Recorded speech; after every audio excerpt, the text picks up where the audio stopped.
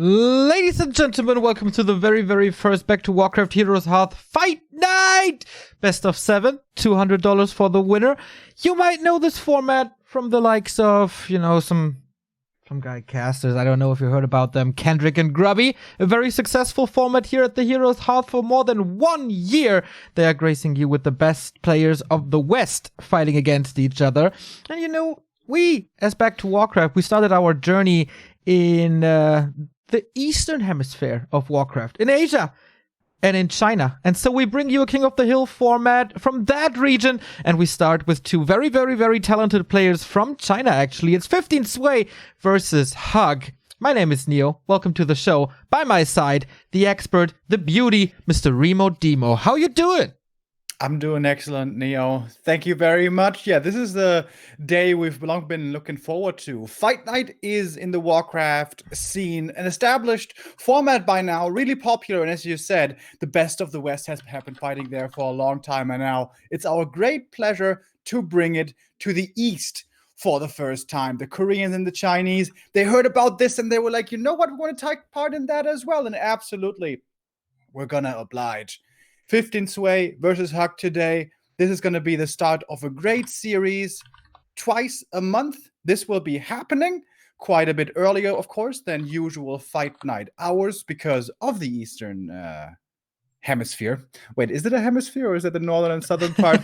Whatever. We're going to have two super talented players stepping into the ring today with the two Chinese, 15 Sway and HuG. Indeed. The lobby is already created. We're waiting for 15 Sway to join us. And we have some Chinese caster friends with us as well. This should be pretty good. 15 Sway is one of the most talented players that we have in Warcraft 3. That dude is playing Warcraft since he's 14 years old. And that goes for a couple of players, of course, like the Czechs of this world.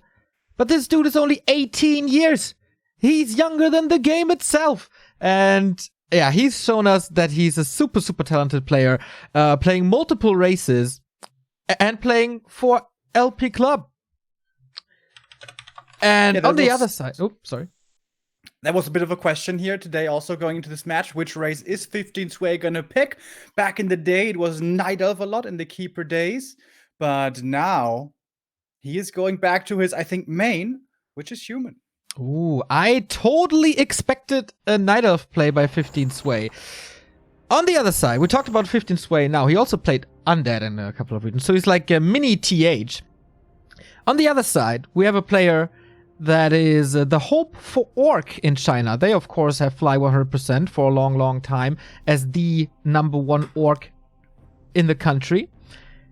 And then last year, there was a rise of two new talented stars. There was Lin Guagua and HuG. We had Back to Warcraft, we had a little bit of a rivalry, like who's the better new Orc? I was always a big Lin Guagua fan, but you're probably the biggest HuG fan in the world.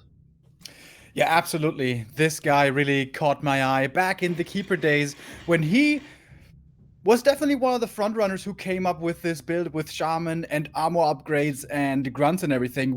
We dubbed it the HuG build for a while. It looked really good for some time, but then some controversy befell him as well. Because of ladder win trading, he suffered a ban, but this ban has now been lifted. He's being a good boy, I hope. And yeah, it's absolutely one of the most promising prospects from China. Indeed. Both players were super happy to be invited to this. It's very rare that a Western organization is bringing competition to China. Usually it's always the other way around. China has been inviting the European players for many years to their tournaments. So it's wonderful that we, and especially Heroes Hearth, can do a little bit for the scene over there. And yeah, for both of these players, it's a pretty good showcase because it's not only pride and honor on the line, it's not only the exposure in the Western scene, it's also quite some money. This is $200 for the winner of this best of 7. It is $100 for the loser, but not only that, the winner stays in the tournament. The winner is the king and will be challenged in 2 weeks again by a new player. So, Remo, I think enough with the talks. Everyone knows what's going on. Everyone knows the players by now. Let's get into it. It is HuG versus 15 Sway. Best of 7, Back to Warcraft Fight Night begins. I'm rubbing my hands together right now. This is gonna be a ton of fun. Our first map, we're gonna be starting off on Echo Isles. This being a best of 7, of course, we're gonna have a plethora of different maps to choose from, or rather the players are gonna have to choose from them, and we're gonna have the pleasure to see what styles they play on which map. And I was not expecting this style, because this is a Blade Master first. Yes. Against human. This is absolutely not the standard anymore. For years, of course, the Blade Master dominated this matchup. Dominated, well, every matchup, to be honest. But nowadays, normally, it's all about the Farseer. Every single time on pro level, we see the Farseer. And HuG, once again, he has his own ideas of how to play. He has his own build. And I actually have not seen this hero in this matchup on this level for such a long time. I'm curious to see how he's gonna pull it off. The question now is this a new creative build by HuG that he prepared, especially for us here at the Fight Night, to change the meta of this matchup? Or did he not follow the scene too long during his little hiatus from the scene? Is he not aware of the Farseer? Is he not used to the Farseer yet and not adopted? 15 Sway has been playing the biggest competition pretty much everywhere. WGL tournaments, next tournaments, you name it. He definitely has his fingers on the pulse of time in Warcraft. He's going for an Archmage first, creeps the bottom already, and is teching, but also for the human. It's the big question, like, what is the build? Archmage first and Footman, that is pretty much set in stone in this matchup. But then what? The possibilities in the mid game are pretty much endless. Yeah, and you know, in the nowadays meta, against the TC Farseer, it's a choice between either Rifles or Breaker Caster. But seeing a Blade Master here, it's hard to tell. As I said, we don't really see it enough anymore. But the question, of course, the obvious one is, well, why don't we see Blade Master anymore? And the answer seemed to be in the past, he gets countered too hard by Sorceress, Slow, and Mountain King with Clap and Stormbolt. When you play Blade Master, it's kind of a all the eggs in one basket strategy in a lot of matchups. If he is really strong, he can carry you late. But if he's disabled, the rest of the Orc army oftentimes feels completely underwhelming. So getting good levels on him, getting good items on him, and having good control with him is absolutely crucial. AM is finding more and more levels here. The level 3 is a cornerstone in the early game for humans. But on this map, it really isn't that easy. There's a few green camps you can take, yeah, and that gets you to level 2, maybe 2.5. But all the other ones to get you to 3 are a little bit too dangerous. So we're still quite a bit off here from the level 2 war tournament. Speaking of good control, by the way, this was a nice last hit battle at the little green spot. 15 Sway took pretty much everything. Right there was a little threat and cost a bit of time, and that time was used by the Blade Master to do the typical Blade Master Echo Isle trick to go to the marketplace and creep the big Ogre Mage. That gave him a Scroll of the Beast. He sold that immediately, as there will be dispelled pretty soon, and he got a second pair of Claws of Attack for that. So no hero level 3. I think the game plan for HuG so far working out nicely. This is a Footman killed for him, so he's level 2.3, Archmage 2.3 as well, with the Boots of Speed. That should make you very happy.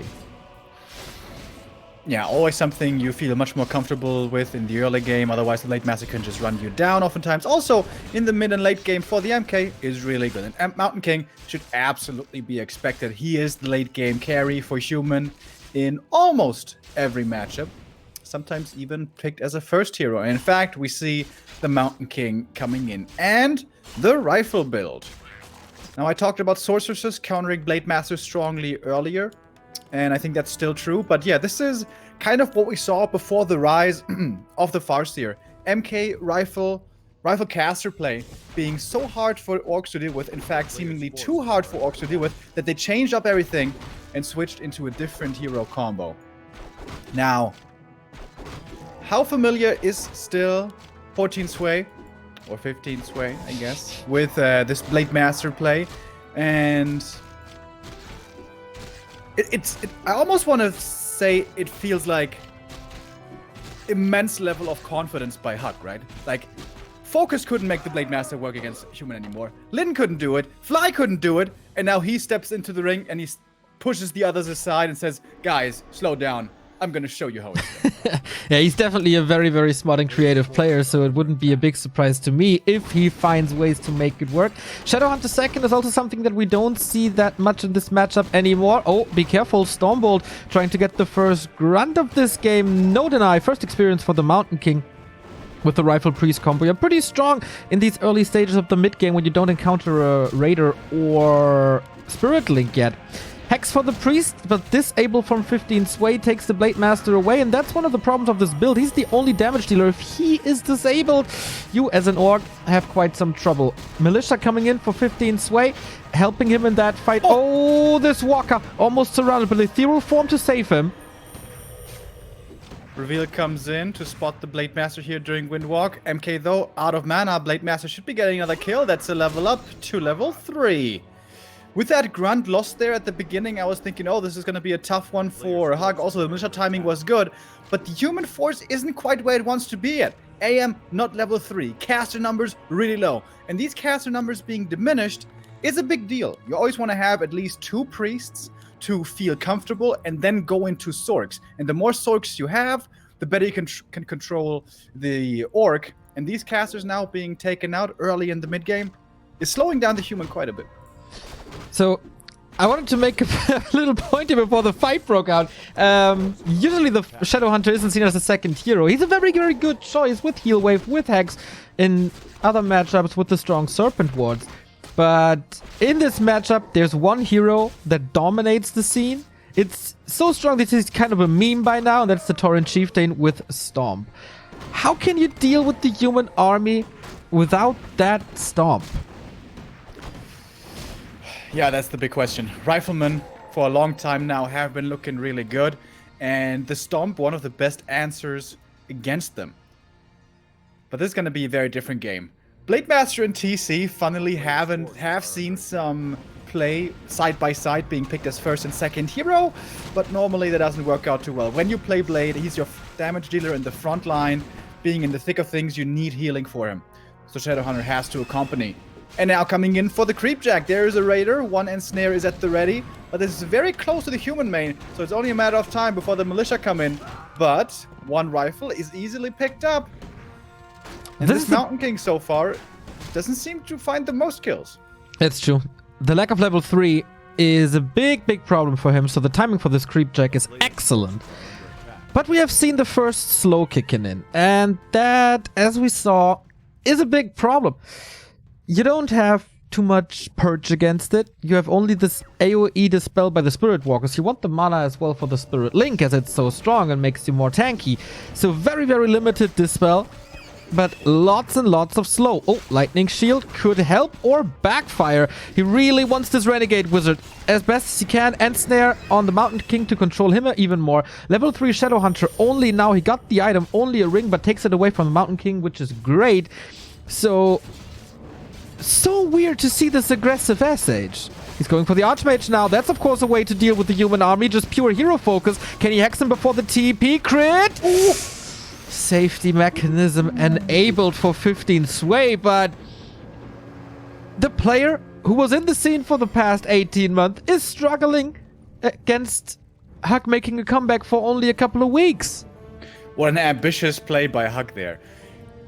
Stealing that creep away, that could have easily led to a sandwich with Militia, everything being stuck. He didn't have a TP, but I guess he did have 2 speed scrolls. It works out in the end. That TP force on the AM turns into a beautiful play. He just gets the camp for free and gets to walk away, doesn't lose anything, and to make matters worse, the AM is stuck in the main. And guess what? The cherry on top of the beautiful cake is that there's an expansion coming up across the map. Players' forces are under attack. Extremely greedy plays by HuG, but they are working out. He's not getting punished for them. Do you want a little sugar on that cherry on the top of the cake? Look at the Blade Master's inventory. Not only does he have 3 claws now after purchasing the second one from the marketplace, he also got the shop control. Exactly, Remo, that's completely right. Potion of invulnerability and Scroll of Healing going to the Orc. And there's another clause of attack on the ground. How excellent is this inventory by now? He doesn't have enough slots for all these awesome items.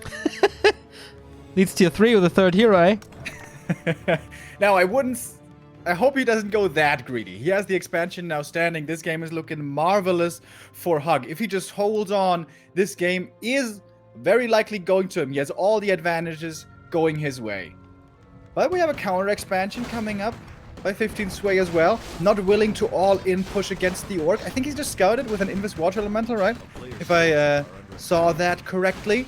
And is opting for the counter expo here. It's going to be finishing a little bit later, but thanks to human power build, not too much later. But of course, a lot of resources go into the construction of this town hall. HuG got a 5th clause of attack. He can't even put them on the Blade Master anymore. Maybe I hope he doesn't drop the invul. That's no. The strongman syndrome. Please don't. No, we don't get that. I wonder if it's more DPS if he hands over the gloves of haste to the Blade Master by now. But if this guy gets level 4 and unlocks critical strike level 2, all hell breaks loose in these fights. I haven't seen an Echo Isles game quite like this one in a while. You know, where the Blade Master just gets a million claws. Yeah, this damage is gonna be quite immense. This damage as well. We got Clap level 2 into the Peon line. Smart play by HuG to build a Peon burrow there to save at least 4 of them. Little late this response. Okay, so damage was done. TP forced, very aggressive, trying to get some slows out. Blade Master is revealed, catches a Stormbolt, needs the invul potion very, very soon, or a heal wave. Okay, holds on to that item, not on the mana, as he is full mana. Thinking about taking this fight here in front of the human base. Repositioning, and now goes in. Oh, beautiful clap in the back line. Blade Master taking heavy damage as well, maybe forced into the invul soon. He is. Oh, the AM now getting focused. Can't hide it in this. He has been dispelled. There was no TP anymore. The first hero hits the deck. That's the Blade level 4. And if it wasn't bad enough already, now look at these crits. 200 plus will be raining in right here. So many Ensnares still left. The MK has 1 spell left to use. Stormbolt on the Blade has to be the play. He's handing over the items. Yep. Plus 37 damage, Blade Master. Absolutely ridiculous. 237 critical strikes on level 2. 249. Max damage for sure. Dude, let this Blade Master off the chain, and he's impressive as he ever was. This is the 1-0 for HuG. Quite an upset, if you ask me.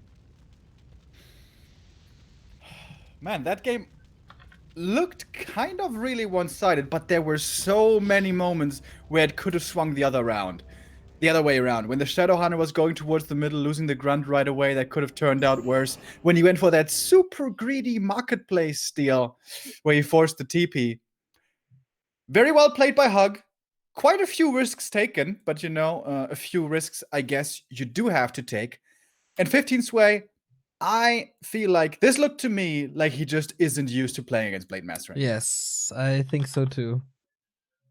Whew, that was quite a game to start the Back2Warcraft Heroes Hearth with. And also a cool first strategy for the first map, right? Suddenly you put your opponent on his toes. 15 Sway is going to have to wonder throughout the whole rest of the series, is he going to play Blade Master now? Or is he going to play the standard Farseer TC? That's a big question, yes, indeed. So, I wonder if 15 Sway accepted my friend request by now. Don't think so. Alright. But we are going into this. There's no bans in this format, by the way. It's just pick. The first map was decided by like the last map that is remaining. And now it's loser's choice. Loser's choice is of course on the side of 15 Sway, and that is Terenas stand. Yeah, this is super cool in these long best of 7s. Of course, there's going to be some imbalanced maps in the pool, but it's a long series, which you can make up for later. But normally, these maps are always vetoed. Normally, Terenas is always removed by the orcs. Merc Camp easy access for humans super easy. Level 3 super easy. Even fast expansion if they want pretty easy. Seems like everything is pretty easy. Dream. On paper, at least it is. On paper. It should be indeed.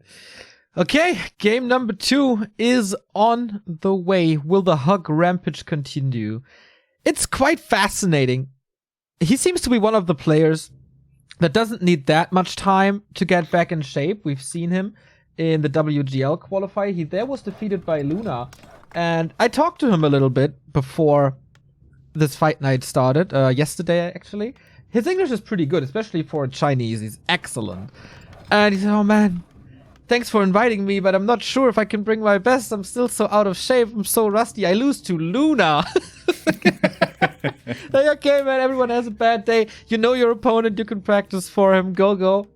And yeah, as I said, he was really, really happy to be able to play in this format. And it shows. So, map number 2, Terenas stand, 15 sway in the upper left, and HuG, the leader in this current best of 7 in the bottom right.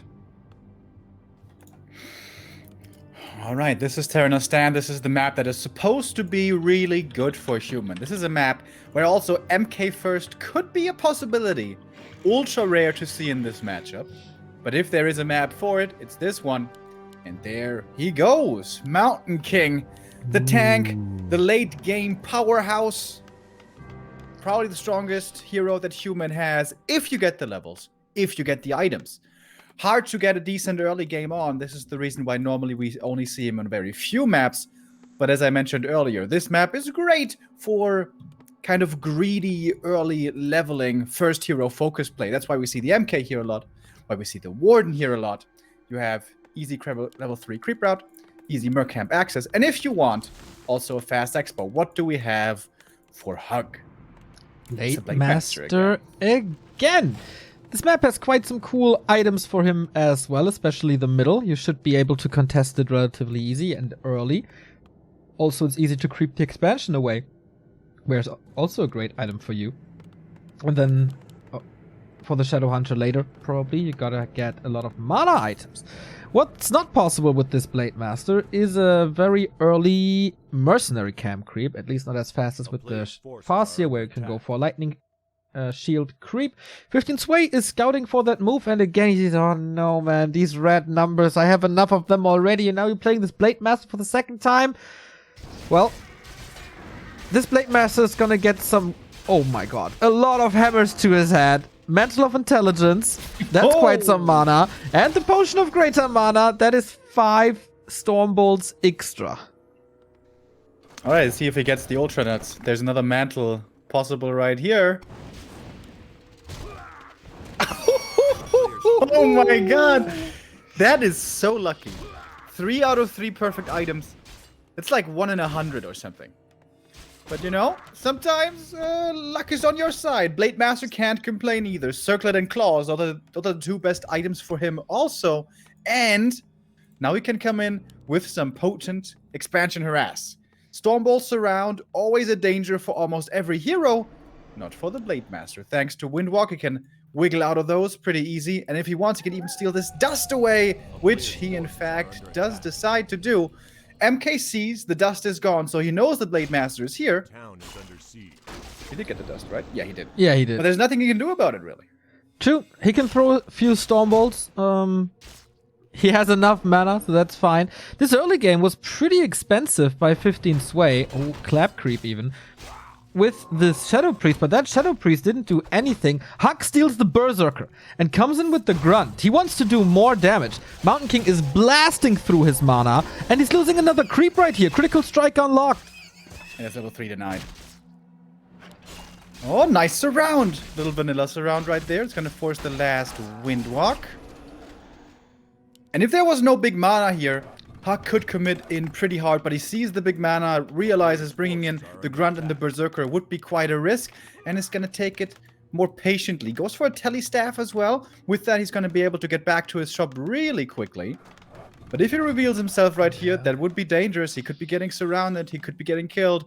You can see he was tempted, right? Like, I really want that one kill. Should I hope for a critical strike? Should I gamble a little? But what if he just kills me off? No, okay. So better safe than sorry is the motto for HuG right now with the lead. It's okay, I guess, to do it that way. This is going to be level 3 for 15 Sway. And still holding on to the MK gets a circlet. That's also really good. He didn't get a Pendant of Energy, though, so it's not complete insanity.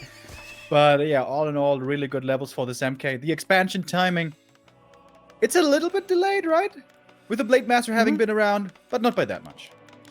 And the tower is almost there as well, so it's not like he can just harass him unlimitedly or something. How far is his tech? It's done.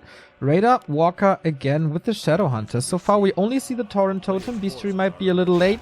One Windwalk. He's trying to cancel the tower because then there's no mana burn from that tower and he can stay in a little longer. But by now, 15 Sway has Dust and can reveal the Blade Master even if he's in Windwalk. So this Expo is up and safe. I really like the Grunt and one Berserker just taking out a few green camps. You know, the Blade Master is distracting, is forcing the human to do kind of what he wants, and wasn't much experience, but was a little bit of experience gathered by these 2 units. Now the Shadow Hunter comes out with the Hex, greets the Scout Footy, so I guess also 15 Sway knows what's going on. But what is the play now for HuG? Push or counter Expo? That is usually the 2 options that you have. What's the better one? His early game was also quite expensive with the Dust purchase, with the Staff, with the Berserker that he bought. So it's not like he has unlimited resources now. Oh! He surrounds the Blade with the peasants! But there's a Staff. Oh, Stormbolt! Oh, HuG!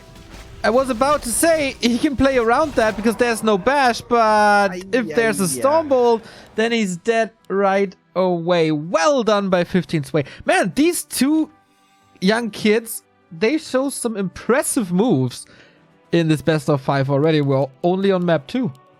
Yeah, there was another greedy play by 15 Sway though.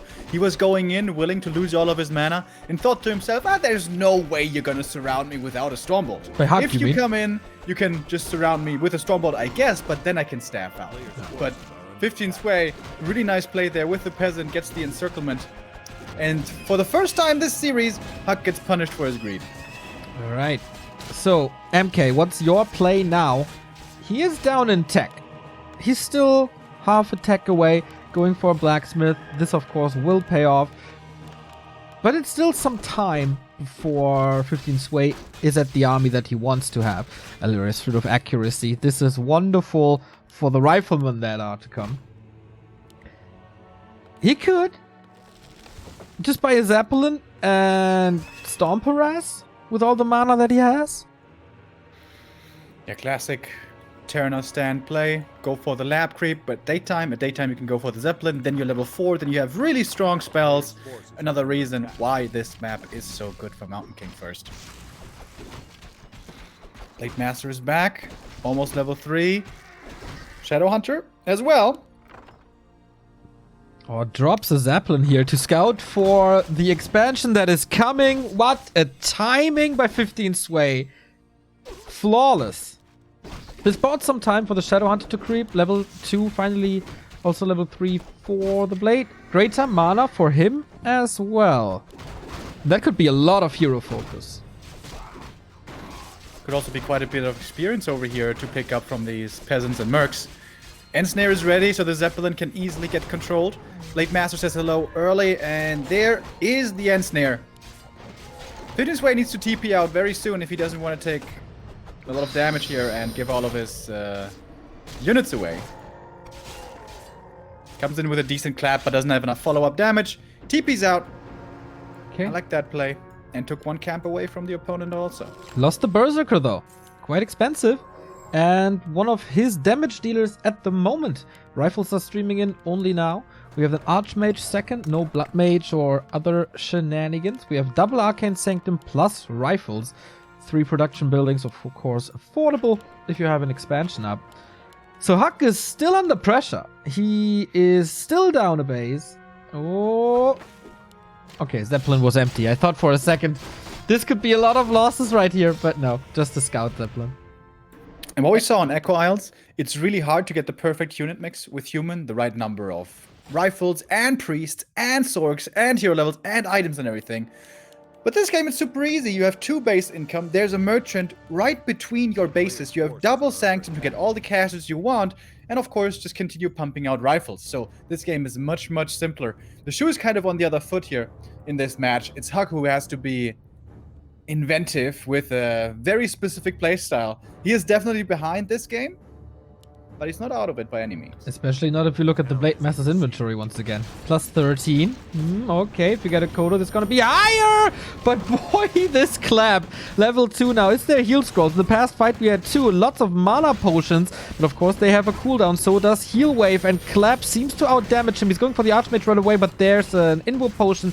The damage is pretty much only on 15 Sway side. Another Clap. Only for 2 units. And he wants this hero killed so bad. Has to hope for some crits, but the Mountain King is there for his buddy. Disables the Blade Master, takes the damage away. Now he's close to the shop. Could always go for heal potions or even heal scrolls. And that was a lot of damage thrown onto the second hero to pretty much no reward. Yeah, awful trade so far for HuG, but this is all designed to buy time for the expansion. If he gets out now without many more losses, I guess it's kind of okay, but there's no TP. The speed's already going to be good enough. Oh man, these claps. Oh boy, that's a walker kill. Got the heal wave off. The small mana potion was consumed. The big mana is still in his inventory, so at least he saves that. But HuG is down to 45 supply. This Berserker might... Spirit Link helps, and Snare for the control might help as well. Was that enough time? Not yet. For the expansion, it's close. 15 Sway. If he goes down right now, maybe he can get the cancel. Blade Master's once again going to try to distract. Is he? Brilliance Aura first, by the way. No water elementals with that build. No tier 3 tech, just more casters. And he is taking his sweet time for the consumable. And today is the day of the greater mana potions, ladies and gentlemen. Number 3. Oh, that's so good. And Yep. guess what? He's not far away from level 5 either. Yep. Do you know how good Clap level 3 is? Oh, On a scale from 1 to 2, it's definitely a 2. That's how good. On a scale of 1 good. to level 3 Stomp, it's almost as good. Good control on the Raiders, by the way, playing it a little Talon-esque. But the Blade Master stumbled! Disjoints this. Well done. Heal Wave as well. So the cast has been taken care of. Excellent micro by HuG so far. Like 4 Raiders are attacking 1 target. That's how it's supposed to be against casters. Stormbolt now. I don't think damage is enough, but with Stormbolt and Clap, it might be. Big heal scroll pop. That's level 4. That's level 2 critical strike and plus 13 damage. That's a lot. Blizzard second, by the way. No water elementals as that can be dispelled, but we have an end snare solution to this AoE damage. MK has 1 more clap right now, and there we go. Oh my god, everything is so hurt. Heal Wave was just used. He has no healing against this. Speed Scroll trying to reposition, walks into this. Oh, level 3 now. Oh. Level 3 Clap is unlocked, but ends there. HuG leaving this fight with HuG 1.5 survived, though. black eyes, but he does survive indeed. That was against an MK with a big mana pot. And Brilliance Aura. That was a lot of mana. Blade Master in the meantime got level 4. Dude, there's a he's getting Stormbolt. There's slow. Uh-oh. There's no Uh-oh. Windwalk. What are you doing, HuG? Oh, HuG again. Can he somehow save him? Just Somehow off. walk this Oh my off, God. and he does. Ooh. Whew, that was lucky. Man, That sword 15 was 10 mana away from the next slow. 15 Swayman, he can't break him. This was the perfect position. HuG is giving him some openings, though. My lordy. That is true. Tier 3 by HuG. Oh my, he's gonna go torrents, bro. Oh, hells yeah. In case you're not familiar with my co-caster, he has a favorite unit, and that's his favorite player. This is pretty much the perfect game for Remo right here. I'm smiling from ear to ear right now. I don't know if you guys can hear it in the They color can of my voice, but They can believe see me, you, I bro. am. You're live. All right, they can see me. I forgot about that.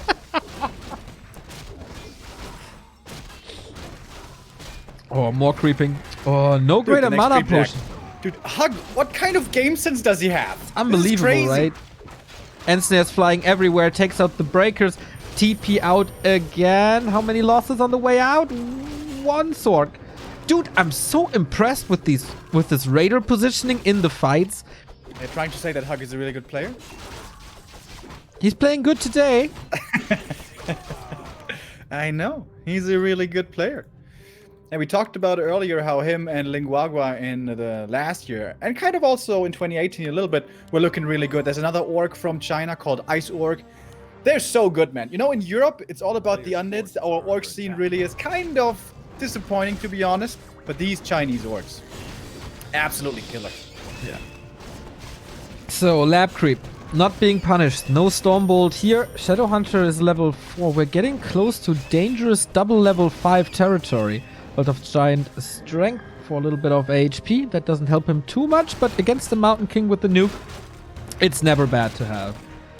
71 good third hero for Orc in this matchup? With the Blade Master? I think he could go Alchemist for Heal Spray. For the double healing and minus armor. Are under attack. TC is of course never bad. That would be, I think, the obvious choice. Yeah, the problem is the front line is breakers. TC doesn't do much against breakers. Torrents do, though. I would really like to see an Alchemist against this Clap. There is no town portal on HuG. There's the mini town portal for 50 gold. But the speed scroll doesn't hit all the units. The 2 raiders will be going down. Oh, nice dispel. And looking for the reinforcements on the way back also. He's gonna have to TP out of this, but that's something he can afford. 1,200 gold for HuG. He's banking so hard. He's waiting for this tier 3. Stormbolt. That was very obvious. Wait, what's he doing? He's forcing another fight. TP out. Okay. Wait, is everything in range? Yes, it is now. So, there was a lot of time for the tier 3. The Wyvern is harassing now, but not finding the greatest targets in the main. It's just a little annoying. Third base coming. Remo, human versus orc. 3 base versus 2 base. What are we witnessing here? Beautiful. Second Just torrent totem. Dude, beautiful. it's happening. Spirit Walker Master Training. Pulverize. He's going double upgrades before torrent production. He's going Master Training and Pulverize upgrade. This is again HuG's greed striking. Can 15 Sway punish this again? He's pushing towards the expansion with a 13 supply lead. Was about to say, and the Wyvern is still in the base. There's no way to get that Wyvern back to be in that fight. There's also a heal scroll. Players' forces are under attack. This expansion is quite tanky, and there's not the best siege units. Blizzard helps quite a bit. He's taking out the third base. Is he just willing to sacrifice third base for second base because he can't go for a tiny Great Hall? Maybe. I mean, He's with not Raiders, that he's a rich, lot though. faster.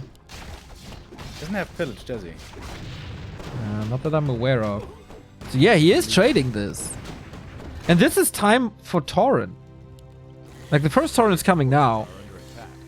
Plus Warsong Battle Drums upgrade. This is gonna be sick damage. TP back. And HuG is gonna book it out of there as quickly as he can. Oh, Blade Master back into the main. That's a smart play. With the Wind Rider that was already here. Some of these peasants took a bit of damage, and now the Blade Master can come in for the finishing blows. And that's gonna be level 5. It's gonna be level 3 crit with the upgraded Kodo Aura. That's normally something we only get to see against undead. Yeah, that is a 4-time damage multiplier on critical strike. And 20% extra damage from the Kodo Aura. You can do the math, because, you know, never do math on stream. We will see the red numbers coming. Also great damage for the Torrent. They have wonderful AoE. They have extra damage against breakers anyway. Workshop now. Is he afraid of, like, Wyvern? More Wyvern? Did he not see the double totem yet? I don't think he did. Yeah, I think maybe just one single gyro to deal with this single Wind Rider annoying her ass. Not that heavy of investment. Mortar teams can also be an option, but normally without frag shards, especially in this matchup, I don't think would be doing that much damage. Tiny Great Hall. Tiny Great Hall again. 18 supply lead for the human. But, like, army quality should be a lot better for HuG. Yeah, if HuG gets up to 70 supply, A player's forces this are is going to be under super attack. scary, but that's going to take a little while still. This 15 expansion Sway is is looking very afraid, though. He's got this big, strong army, Yeah. and he's just camping at home. He also has level 5 Mountain King who can almost carry games alone at some point. Don't understand this either. Book of the Dead, pretty useless, but more experience. Map is almost empty. This is the first loses map for 15 Sway, and he's really playing afraid. He should dominate this match. Yeah. Got a big scary army now, though. Good thing about the gyro, of course, also is he sees the blade passing by right here. Oh yeah, that's a good point, actually. Staff is on cooldown. And the Stormbolt is going to come out of the shadows, but this is a valuable time that the Blade Master is buying. Because that's the expansion now, fully mining, and now Tauren production resumes. It's pretty sick. 62 supply already, jumping up immediately. That's the Stormbolt that we were waiting for, but no X-Factor bash, no RNG involved. Oh, another Stormbolt. Should be the invul there. Clap! Oh! Yes, a Windwalk. Okay. That was right on the edge. And honestly, there was a lot of mana on the MK as well. There was, what, 225 mana? Of course, he's regening quickly, but that does add up. Ooh, 15 Sways at 82 supply. Okay, now canceling one unit to be back in normal upkeep, not high upkeep. And the third It's phase going to is be coming. such a tough fight for HuG, though. Yeah. There's going to be Clap and Blizzard, crazy strong. Main gold mine has expired though. 70 versus 80. The Herd Blade Master is a liability. Going for the... Oh, that wasn't a great clap. Actually, Stormbolt though! Right clicks! Needs more healing, needs way more healing. Spirit Link! Oh my god, so many items involved. And now the Taurens. Can they save this fight? Oh, Blade Master, low HP again. The next Stormbolt could be his end. Massive crits coming out as well. Lots of healing from the Shadow Hunter. Quarterbees went forward. Oh, the claps though! All the Raiders dying at the same time. But the Taurens are still standing. And they can be resurrected as well, by the way. Yep, that's true. If he has the mana, he can resurrect them. Doesn't go for the Raiders. He's plummeting in supply. There is the resurrection. Another one falls clap against them. 15 Sway so far, smashing this fight. And this was all due to the focus on the Blade Master early, because that cost some heal scrolls. And the heal scrolls were bought to counter the clap. But, you know, if they're out of the fight, that doesn't do too much. There's so much resurrection going on. But... is it enough? Okay, everything is slowed now. Doing damage. Yeah. Their damage is good, but the Blade Master can't dare to go back in. He's just Level too 6. hurt. Is this time for Cosmodon? Uh-oh. Breakers are quite hurt as well. But for how long do these walkers have mana for the resurrection? Oh, heal wave, yeah. Marching forward. Only one direction for 15 Sway. Blade Master on the verge of dying, and that must be it. First hero gone, big damage dealer gone. You can't resurrect him with the walkers. Level 5 Shadow Hunter just a tiny bit too late. Catch the Stormbolt as well. That's more right click. Survives for now. Fascinating how long these Taurens uptime is. But looking at the mana, this is rather dire now.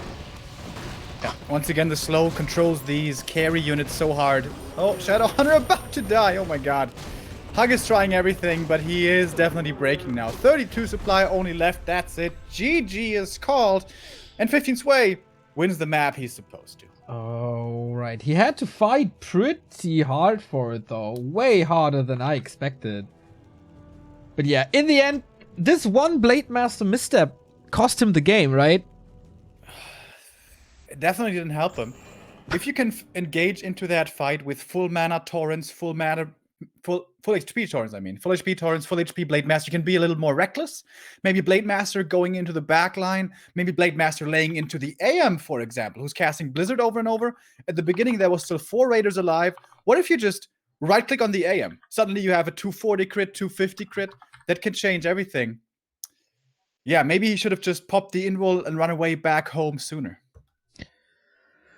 Okay, 1-1. This is good for us because then we get more games. And the next one is HuG's Loser's Choice. That is Twisted Meadows. Oh, wow. I don't know when I saw this map the last time in this matchup. Humans nowadays, universally have an allergy against this map. Always vetoed every single time. Outside of Human Mirror. There we see it sometimes. Yeah, this is very much the clear opposite of what we saw on map 2. No easy level 3. No easy merc camp. No easy creeping of any kind. And that makes your whole game flips it upside down. A strong early game is very important to find your footing and get to the mid and late game stages. But we had 2 very unusual games so far. Interested to see what we have here now in the third. Yeah, man. This is not the match I expected. First of all, I expected 15 Sway to play Night Elf, so all my ideas about this match are out the window anyway. Then, of course, seeing 15 Sway playing Human, this should just be a faster TC matchup. All of a sudden, everything has changed as HuG is still playing the Blade Master. This is pretty cool, man. This is a pretty cool start to this format, and seems like we picked the right players. Shout out, by the way, to Aragon Wong from Gornland Harbor, a wonderful source for Warcraft 3 news, who is helping us organizing this entire thing as our bridge to China, so to speak. And now it's time to decide who's gonna take the lead once again. Is it HuG on his map, or will 15 Sway take 2 back-to-back maps and take it from there? Twisted Meadows, hello. All right, this is once again going to be a treat to see. Very rare in this matchup. It is absolutely out of the question that this will be MK first. We know this is going to have to be AM, unless 15 Sway now revolutionizes the meta by himself, but I don't expect we're going to be seeing that. More interesting question is HuG's first hero. Is it Blade Master again, or is he going Farseer? I'm expecting a Farseer this time. I think his job for the early game is going to be to put pressure on the Human and prevent his progress as much as possible. And normally, for that, Farseer is better.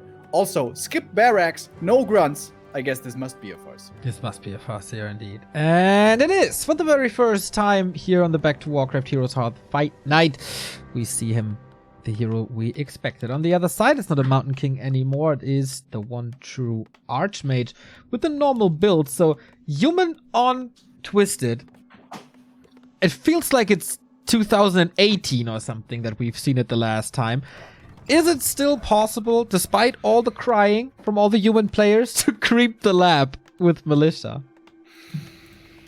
It is possible, but when you get creep-jacked, it's a disaster, especially if the Orc spawns close by, bottom left. But is it even the better camp? Isn't the better camp perhaps the Merc camp? Is exactly where the footy is going. Pull out the Mercs, abuse the AI, force the Rock Golem to not toss any boulders, and then suddenly you have mercenary access. I definitely prefer this camp over here. And that is, in fact, going to be what we see. And you know what? The Farseer's distance towards this camp is pretty long. When we compare this to last Refuge, for example, this is, I believe, certainly a longer distance. So this Rock Golem will be going down rather quick. Nothing the Farseer can do about that. Question is, how much damage can he do to the peasants after? Of course, we knew that it would be cross-distance. Of course, we knew that 15 Sway is going for this camp. HuG didn't.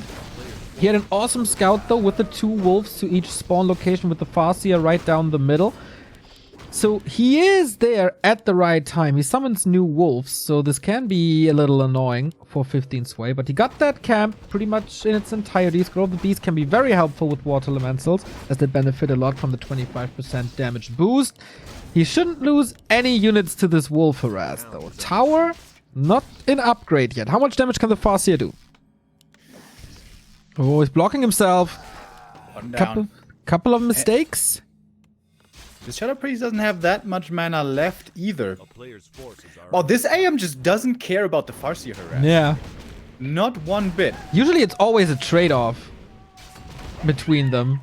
Like one little bit of chip damage here, a little bit of chip damage there, a little bit of focus on the wolves, a little bit of focus on the water elementals. They pretty much neutralize each other.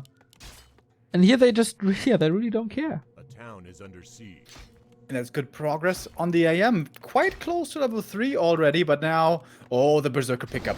1900 hours. Ooh, and it goes to HuG. That's such a big deal. Look at the tech, by the way. It's almost done for HuG. It didn't even start for 15 Sway. Yeah, you could call that an issue. Not too sure. Okay, he's taking now. Oh, this is rough. This is really rough. Very little experience here, only being given away from the wolves. Good control by HuG. A little greedy, wanting to get this Shadow Priest. Doesn't quite manage to take it out. Man, he really wants this kill. A lot of commitment to it. A player's forces are under 4 minutes 30 in, no level 3 yet. Of course, a little bit of an advantage for the Archmage due to this big camp, but that's alright. The Farseer is not there to get the big levels. Tier 2 is done, but HuG is supply stuck. Can't go for a second hero at the moment. Needs another burrow or sacrifice a peon. Not willing to do that. So That TC is a little Berserker. delayed. That Berserker denies himself. Couldn't get the block off.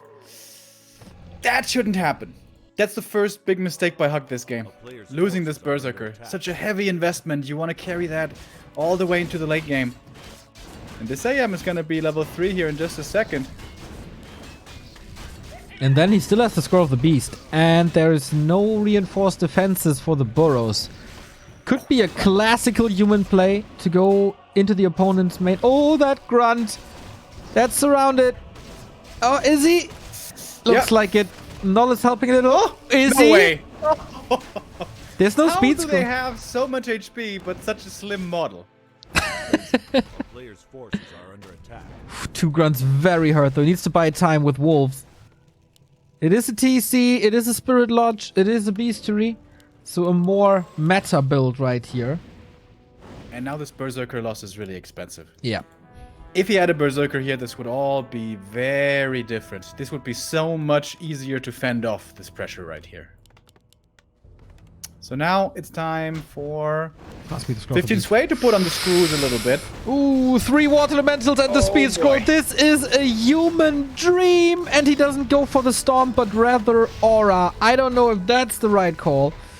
There will be the spell with Purge. He's desperately waiting for the Shaman to protect or to get the anti-casters. So far, he's salvaging this nicely. It was 1 burrow, I think. Player's forces are And not too much mana on the Archmage anymore. This, to be honest, could have been worse. Yeah, absolutely. First Shaman is going to be out in a second, and with that he can take out that last Water Elemental here quite easily. Dude, I will never get why you don't go Stomp if you're pushed that hard. Yeah, questionable choice. I think also he should have gone Stomp. Maybe he thought he was going to be left alone, but it's a weird thought to have when an AM is standing right outside your base with level 3. player's forces are under attack.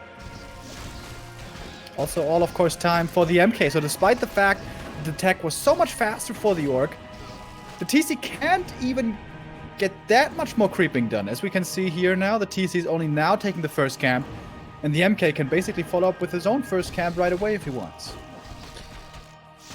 By the way, chat notified us that there were only 4 peons in the mine for quite some time for 15 Sway. It's not the biggest issue, but it's 150 gold, and that is, of course, one of the reasons why this tech was so delayed. But we're all on tier 3 now. Good control for 15 Sway now. With that Mountain King Stormbolt, HuG has to dodge him a little bit. He has his own crowd control with Purge, which is slow, and Dispel. Wyvern! For creeping, we see this more and more. 2 in production, and then the question is, will he commit to this? That would be a little suicidal. Or will he switch to Raiders, which will take some time? Quite the read as well by HuG, right? Like, Wyvern really only work well against the mass caster build, but for humans nowadays it can be anything. It can be casters or rifles, and well, he was right in that assumption. It is in fact not rifles, but rather casters. Oh, Stormbolt on the Shaman before it gets the Purge off. That hurts. Pretty greedy creeping here from the TC. He did get to level 2, another circlet for him, but once again the main base Needs Stomp. under assault. Yeah, he needed Stomp so bad. And the Warmill, he can't afford that if you go double Wyvern. And that is, of course, where you get reinforced defenses to deny exactly that play, going for the burrows with your strong water elementals. Mass repair, this costs even more resources. And the TC continues keeps on creeping. Yeah, what? Okay. He wants that level 2 stomp. That's crazy. Yep, 3 water elementals again. He's sacrificing so much for this level 2. Level 2 stomp. But after that camp, his grunts are gonna be hurt. That's gonna be more problematic than if he had come in here with only level 1 stomp. Man, this game is starting to fall apart for HuG, it seems. It may have fallen apart already. This is a disaster. Stumbled! Right click. Is he blocking himself? No, he's not. Speed scroll out, but there's more hammers. He's trying to heal up, but if the Mountain King is in range, then this might be his demise. Not enough yet. And finally, the TC is coming back. Oh boy. Now he has Purge. Now he has Storm. But he also has a very, very, very hurt fast here. Forced into a potion. TC sent to 50%. Has a lot of mana. Needs these Storms. That's what his entire game was tailored towards. Not willing to use the speed scroll here to find the next stomp. Also, okay, there's the purge now. But that's all burrows lost, man. Oh my god. And we have the Dragonhawk transition in the meantime. So he will have a solution against these Wyvern, which is his second biggest thing he has at the moment. No reveal. Is there? Nope. Oh, that would have been a really nice stomp right there. There it is. So, lack of damage without the Chain Lightning. TC is kind of surrounded by himself. Needs to get out. Needs to focus the Dragonhawk as well, so there's no damage ending up on the caster and the army in general. And now slow is kicking in. No way there's enough Dispel to deal with that. There's another speed scroll. There's a TP, so there are ways for HuG to get out of this. Dragonhawk somehow survived. Needs to be careful, though. Almost getting right click down. Chain Lightning finally takes it out.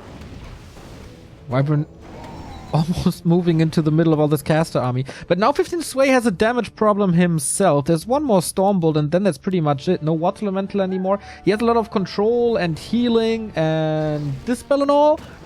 But that's about it. He needs mana desperately. And again, that HuG survives. This is pretty crazy. He continues to go for Wyvern. Wyvern, Grunts, Shaman. Can only go up to 40 supply at the moment. Next burrow is coming. 47 supply by 15 Sway. And does he finally have reinforced defenses? He needs reinforced defenses so bad. Yeah, didn't have the lumber here for the longest time. Now he does, though. Not going for it yet. More creeping. This map, of course, the biggest that we have in all of competitive Warcraft, so... This army comp by 15 Sway is a little weird, though. This is 6 Sorks. This is the anti-Infi build. Yeah. He has no priests, a single breaker. Okay, now 2 priests come in. Boots of I mean, I'm not a human main, but this looks like it's a little too many Sorks. Yeah, maybe he was starting production during the fight and got a little hectic. This might have been the case. TC with the greater mana potion. Invis Dragonhawk. I love that play for scouting. Knows exactly, okay, my opponent is going bottom left. I have all the time in the world for a rat spot. And that's the biggest item drops in all of Warcraft. All of one-on-one Warcraft. Yeah, if he continues with his item luck here, though, it's probably going to be a ring +5. Yeah. MK has been pretty awful, to be honest. Dude, this TC, is he going to carry this? Boom! Now, to be fair, armor is not bad on the MK, actually, but he has it's that not already. as good as his Staff of Silence. He's overshooting a little on armor. Like last week, we had a game where Infi had 21 bonus armor. We're getting there. We're at 16 right now. A total of 19. This is a crazy 53% damage reduction already. Yeah, he's gonna be quite tanky here, little dwarf. Run by into the main was spotted by the Invis Dragonhawk. That was pretty cool. You can backstab him now, but TC has level 2 aura. There's still a speed scroll. He can do some damage here. Pillage is not ready. Now the Dragonhawks come in. Double shackle out of Invis. That was wonderful. Really needs more raiders. One is there. Takes him out immediately. Maybe on the cost of a Wyvern. TC is trying to get into the backline for that stomp. Hits pretty much the entire army. Wyvern in a good position to take out the priests. But the other one is still damaged. And that's a guaranteed kill. Ooh, another stomp. Another Inwall. I got the feeling that HuG has to get out of there. Yeah, Invo's gonna wear off, then the TC could be in serious trouble. But he's keeping him nicely around the tree line, not too easy to focus him. Now he's going back in with the Scroll of Healing. Comes in with the Stomp before he can get Storm Bolted there himself. The lack of clap. He's tanking like a boss thanks to all that armor. True. TP out now. The lack of clap is noticeable for sure. It's a strong Stormbolt, and Bash can always be a nice surprise. There wasn't like there's still of course a couple of Wyvern, and they are the main threat for the army, but isn't clap like always better on high levels? I don't know. Expo is up, and once again we have a 2-base situation for 15 Sway. And this is going to be seen here in just a moment, it would appear. Yep. HuG is going over there. I think he wanted to go there to creep, but he's going to find to his surprise that there's a base over there, which I can only imagine will be TP'd to in just a second. In fact, that is the case. MK finds another ring. No way. Didn't have the time to pick it up, though. Invis Water Elemental. Invis Water Elemental scouts the upper right, and he's in the perfect position. Still a healable, still the big mana. He's waiting for that level 5. This Invis play by 15 Sway is so cool. Yes, of course, he has a lot of sorcerers, so he can spam that. Dying for an invul right here. Gets it. Shackles again in a great position. Not too much damage. Storm on the TC. If he falls, 15 Sway gets it properly. Invul potion and saves him with another stomp. But how to get out? Yeah, it's just too much human right now. There's a speed scroll for him to try to get away, but Bash is coming in. Stormbolts are flying. Slow is still applied everywhere. Stormbolt on the Farseer. If he gets the surround here, this is probably gonna be game. The spell on the speed scroll and the slow coming in again. Purge against that though. Nice usage of pretty much all spells possible, but that's 2 Wyvern caught! Huge loss by HuG, and he loses his map, his first map. And that's a 2-1 for 15 Sway. On the map that was supposed to go to HuG. Very well done. 15 Sway a little bit lucky with the spawning positions. He got the Merc camp early, that helped him out a ton. If he doesn't spawn there, if he spawns at the Merchant, this is going to be a completely different game. One of the reasons why humans tend to veto this map. But, okay, HuG gets, 15 Sway gets the win with a strong performance. But what is kind of worrying to see for me, for HuG for the rest of the series, this TC control didn't look that good. It looks like he's not on par with the other really good orcs with his TC usage yet. This was an army in the late game that was mostly comprised of casters. We had barely any walkers. Barely any breakers, excuse me. Normally the TC always runs in with a speed scroll, finds the connection in the back, chain lightning over the top, lightning shield as well, crazy damage, invul, heal scroll, all that jazz. This TC never got the big connections. Of course, started off with a rough early, with that Burrow getting killed, and him going not for stomp and the defense on level 1, but rather going for creeping and sacrificing all burrows. There were a lot of questionable choices by HuG in that game.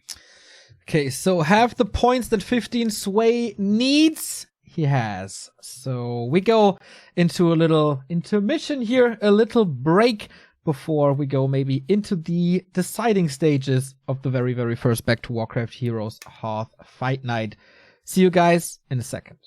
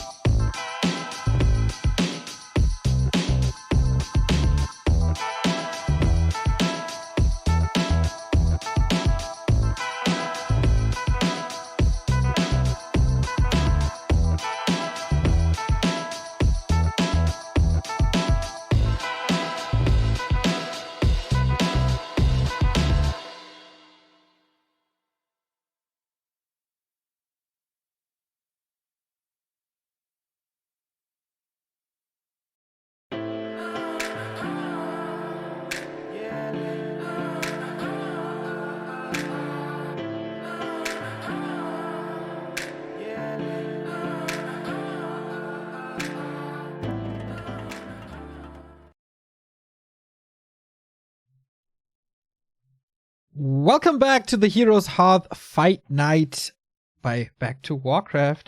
We are going in to map number 4. This time it's Concealed Hill. We have a 2-1 lead, 4-15 sway. Our players are about to be ready. Just waiting for 15 sway at the moment. Man, this 1-0 lead was pretty impressive by HuG on Echo Isles with the craziest Blade Master we've seen in a long time. But then the LP Club player, the 18-year-old 15 sway, had a pretty strong comeback.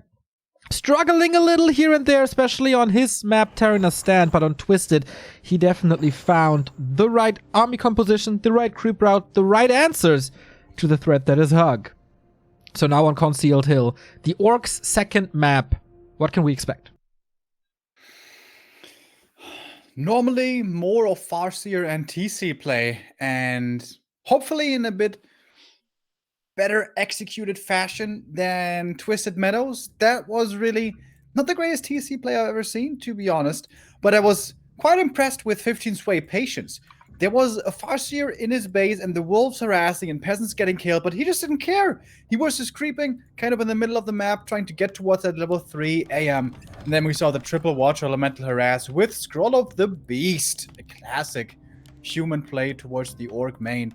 And this is normally the strength of the Farseer. You apply pressure at all times, you don't let the human creep to level 3, and with that, security, normally your second hero TC gets off to a good start. That was all derailed by the early level 3, somewhat early level 3, by the AM on Twisted. So this is gonna be the thing to fix now for HuG. Prevent level 3 AM. Alright, is it a Farseer once again? This is pretty much the Farseer map. If this is another Blade Master for the third time in this best of 7, we would be very surprised, to be honest, but we'll see. There's no shop yet. It's a normal Alta Barracks build, and it's a normal Farseer as well. On the other side, we have the third Archmage of this series, the Mountain King, pretty much only viable on Terenas stand. So Remo, you are the master of openings and creep routes. Maybe you might tell our viewers where things will go from here. Well, certainly. So the Orc always plays super aggressively on this map. Again, it's all about preventing level 3 AM. So no creeping at all, at least in the beginning stages for the Orc. He's going to be running across the map right away, putting pressure on the human. And for the human, it's one of two things. Either the first camp at the Ogre Warrior camp, or a bigger risk at the lab. Footman movement is going to tell us a lot. If the footman remains at the lab, he's going to pull out the rock golem, make the camp a little bit easier that way, and that's going to tell us that we're going to be seeing the lab creep first, with a bit of a risk to the peasants right away. But Footy's not doing that. Footy's scouting across the map, so this will be the smaller, the safer camp, the safer opening, going for the Ogre Warrior first, and then a green camp follow-up for level 2. Level 2 AM really cannot be prevented, but that is not the goal. It's level 3 once again. That's going to be too hard to deal with if the Orc allows for it. Claws of Attack, by the way. Very nice drop here. That's the best item for the start. And now, it's going to be a bit of defense first for 15 Sway, trying to minimize the damage that the Wolves and the Farseer can do. Claws of Attack, really, really good opening. Nice retreat by 15 Sway to be safe for now. On the other side, we have Attack running already, always a little faster than the human tech. So how long can he prevent level 2? The Water Elemental was killed by the creeps. This is not being donated to the Farseer. That's always nice. Second Water Elemental to help out in the defense. But this is already the last one for a little while, as there is no Brilliance Aura, and there's also no Arcane Tower, so no static defense help against the wolves that are joining the back of the base. Bit of damage on the peasants, but not too much. Quite a lot of damage on the grunt already, so he's going to be forced to the fountain pretty soon. That's probably a bit too much damage taken on that unit, honestly. And again, you can see by HuG, he's kind of getting greedy for these kills, greedy for these water elements. We saw on map Twisted Meadows how he greedily wanted to get that Shadow Priest kill. And again, he's trading a lot of hits here to try to get this Water Elemental, and then it gets denied. Whoa. HuG is a little too thirsty for these kills. I agree. These denies have been more and more important in the scene for like the past 18 months, and 15 Sway doing a good job so far. A game, by the way, the first in like, maybe the first ever in this series where there's no early mercenary access. So that might help down the road. No berserkers to take care of. A little bit of a fast attack as you don't invest into these units. Archmage finally level 2, and that's a whole level ahead of the Farseer, who get nothing done. Yeah, HuG is trying to come in here, trying to apply pressure, but he's a little bit off. Once again, the timing seems slightly off. 2 grunts now coming from the main, though, and that's going to bolster the forces to a total of 3 grunts. Oh, but HuG is supply blocked. He forgot about the burrow. Again. He can't make the TC for a long time. This happened on Twisted already. He was at 26 supply. And now the burrow is finished. All right. Farseer down to 50%. How long can he stay in these little skirmishes in the middle of the map is the question, with 1 grunt hurt and the Farseer hurt and mana limited. It's a easy mid game, so to speak, for 15 Sway, who's banking almost 1,000 gold. HuG kind of accomplished his mission here. He prevented level 3 AM, so that's decent, but the Farseer experience is really low. He took quite a bit of damage on his units, so it wasn't perfect either, and of course the TC delayed. That is the big thing. Wolf still scouting in the north, again slowing down the human a little bit. That's pretty cool. Can 15 Sway get level 3 here? And what's he making as his army comp? Double Sanctum. Double Sanctum, yeah. No rifles. Mass casts again, no rifles. We have seen early Wyvern by HuG, so maybe that is a way to get back in this game. TC joins the fray. Of course, his priority will be creeping. Hopefully not as hard as we saw on Twisted. That was a little ambitious. He just left his friends alone. Claws of attack for him now as well. And Shaman are coming with the Beastery and no Wyvern. He goes and Snare first, this time with a way earlier warm-up. I'm about to hit that level 3. So Super. When is the TC going to creep the natural? This strat, Farseer TC, sooner or later does require an expansion. Oh, some footies perhaps might be up for grabs. Go down to the creeps, actually. First experience finally, and that wolf is level 3. Level 2 water elementals unlocked. With that, everything is easier. Sorry for the little spikes, by the way. We're playing on a Chinese server, and you know, sometimes the connection to the motherland of Warcraft is not the ultra greatest, but I guess it doesn't happen that much. TC level 2 gets good damage for the Farseer, and a little bit of damage, a little bit of mana for himself. It's seriously only Raiders. Okay, maybe he wants to go for the fountains first. This is a specialty on Concealed Hill. 2 modified health fountains. Modified means less healing per second compared to the normal heal fountains. We learned that at Todd's Town Hall. Shout out, Todd. But yeah, this is again an early expansion creep by 15 Sway, feeling confident. Yeah, he's going for the Infi strat. Not trying to push the Orc Expo, but rather just counter-expanding. Doing so very early though, man. 37 supply Expo. Okay, that's quite bold. This map is great creep route-wise for the TC. You can see here, is he going to be level 3 right away after this camp? He is, right? Yeah. Whew! Okay. There's probably going to be an expansion coming up here for HuG. Yes, in fact, there is. If HuG now goes for an aggressive move across the map with a level 3 TC, holding off against that with only a little bit of human force would have been dangerous. But actually, the peasants retreat, so I was wrong. No counter expansion. Not yet, anyways. The peasants retreat, and also there's no gold for a Great Hall at the moment, so also HuG's expansion is a little delayed. He wants to contest this Drake. Has to wait for the TEC, who got level 3 and a Pendant of Energy, so lots of storms. Not a single sword yet. So there's pretty much no control except the Stormbolt. So hard to fight in this TC right now. Water Elemental taken out right away. Decent splits against the TC. But what kind of army is this? 3 priests, 1 footy, 1 breaker. That doesn't look like it's ready to fight. There's definitely militia required. And militia are coming in from the main. But the TC has one of the best answers against militia. Kodobi's got a Spellbreaker. That's so huge. Early dinner for him. 9 minutes in. Storm against the militia. That's gonna be a slaughter right here. That's of course what the militia is supposed to do.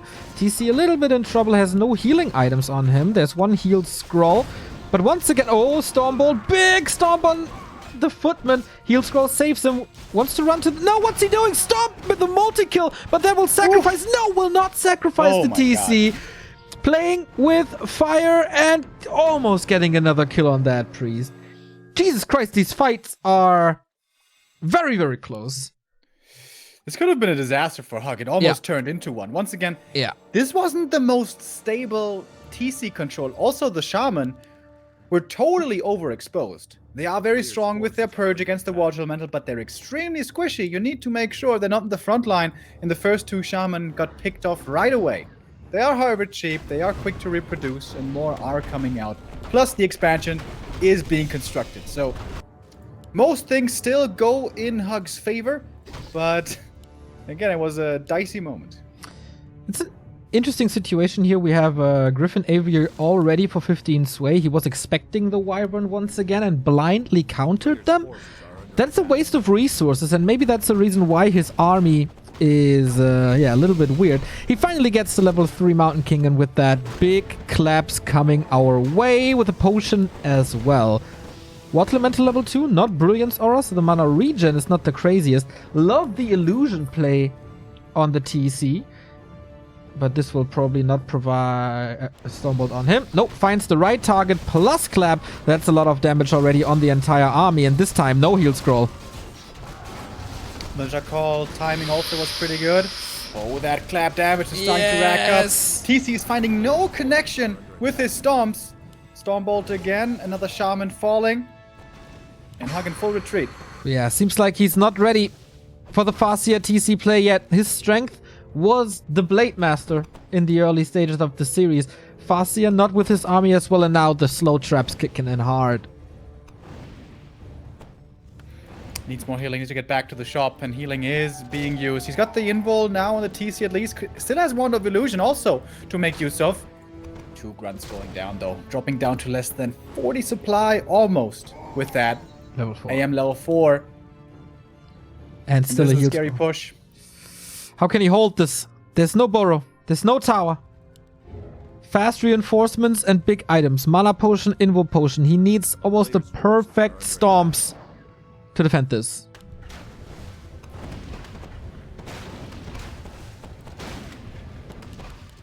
He does have double speed scroll. Could use one here to engage in.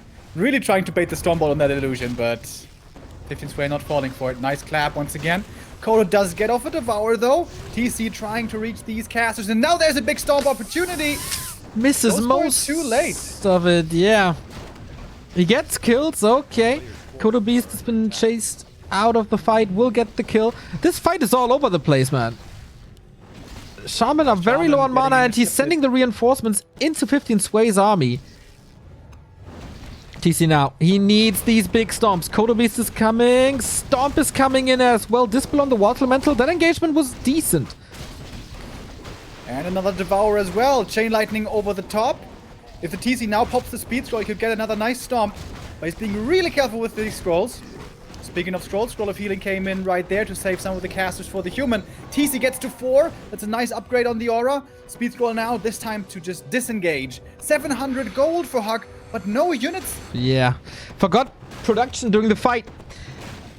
And what he produced got killed. So his army on very, very limited health. No Shadowhunter, of course. TC far from 5. Mountain King level 4 is another single target opportunity with Stormbolt 2. Great Hall already down to 50%.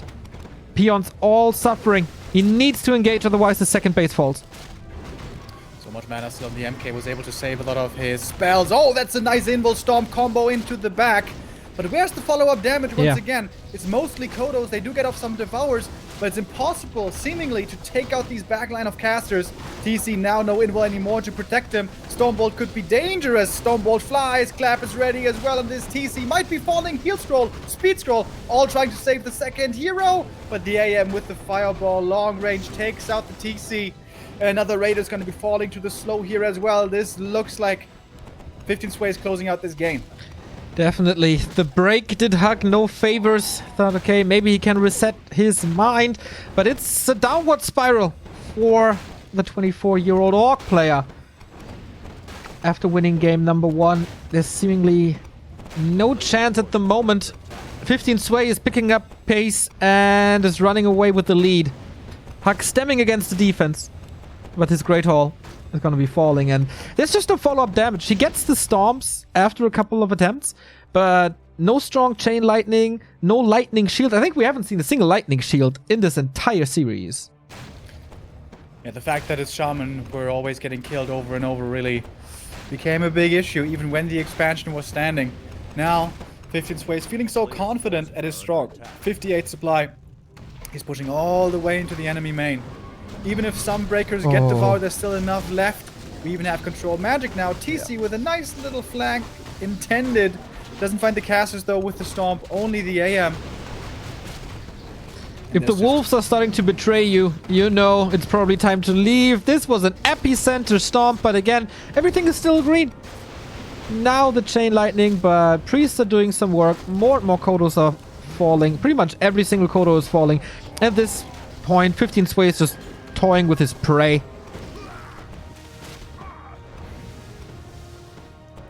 Farseer, TC, and only one single Kodo, one Raider. There is no chance here anymore, and that's it. GG. And 15 Sway extends his lead. Indeed. 3-1 it is for the favorite. Man, this feels like HuG needs more practice with his Farseer TC play. Should he maybe rely on his Blade Master again?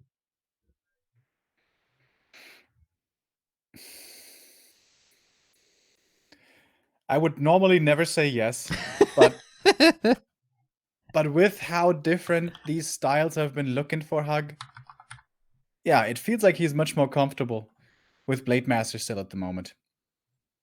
Looking like a totally different player, man. That Echo Isles game was so impressive. And even on Terenas, he was being very competitive for a long time. Almost made the torrents work. But his Farseer TC, I'm sorry to say it, but it needs a bit more practice. Yeah, I would tend to agree. So 15 Sway is in, Kaolin is in. Okay. HuG is asking for a little break, maybe resetting his mind once again.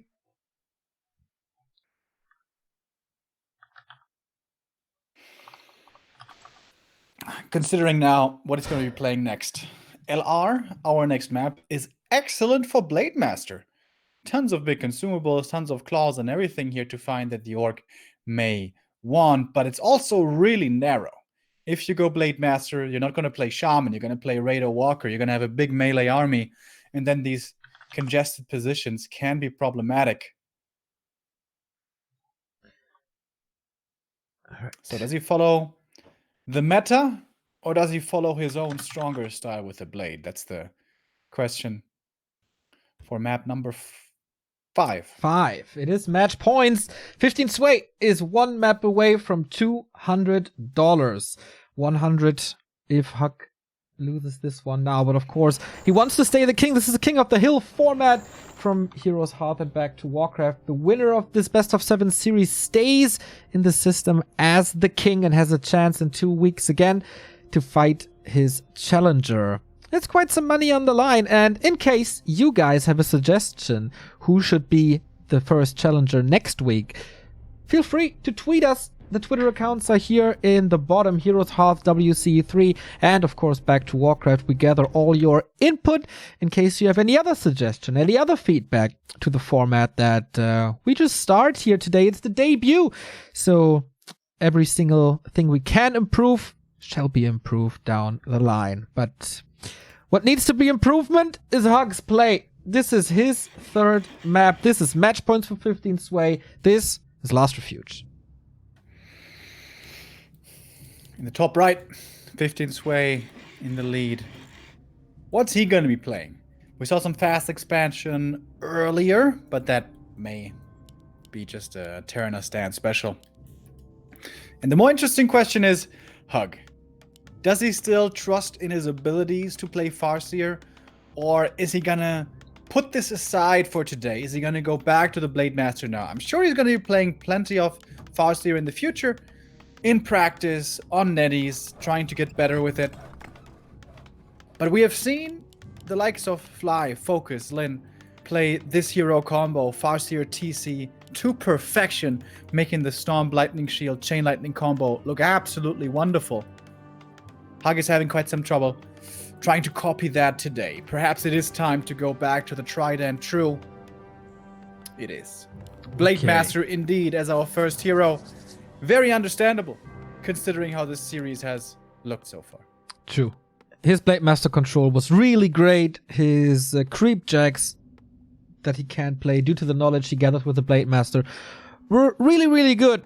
And he needs to play like he did on Echo. He needs to play like he did on Terenas.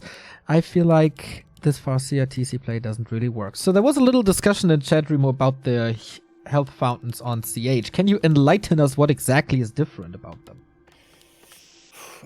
Okay, so the numbers are definitely changed. So I'm not 100% sure on it, but I think normally it's 5% on the usual health fountains in the game, but on CH it's changed. And by 5% I mean 5% healing per second of max HP. On CH it's either 2 or 1%.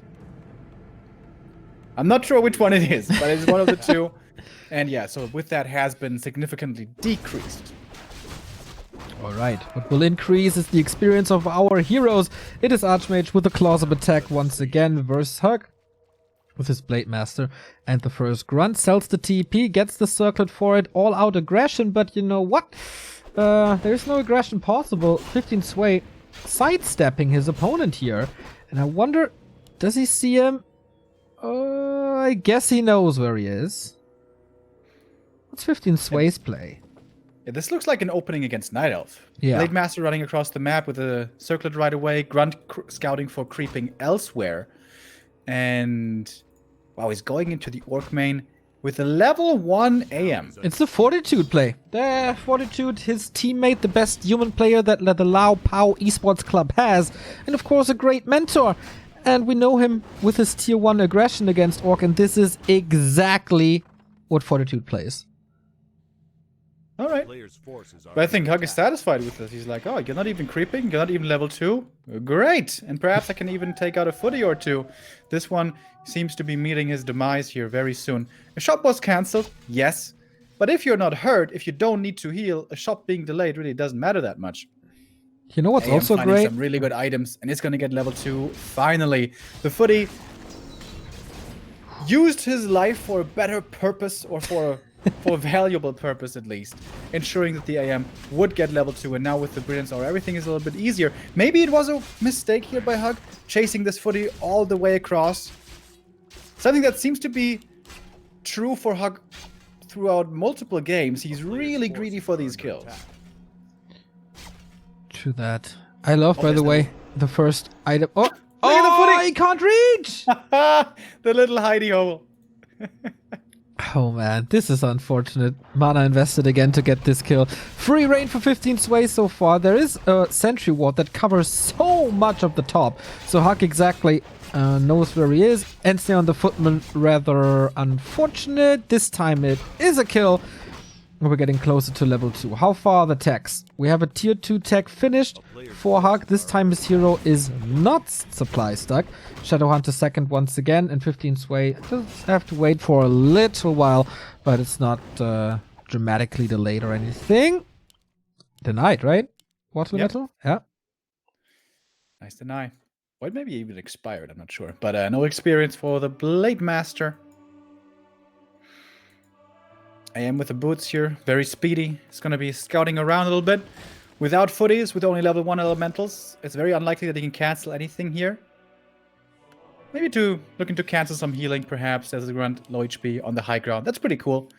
Hiding it up the ramp. The ramp. The ramp! With the gators! The gators.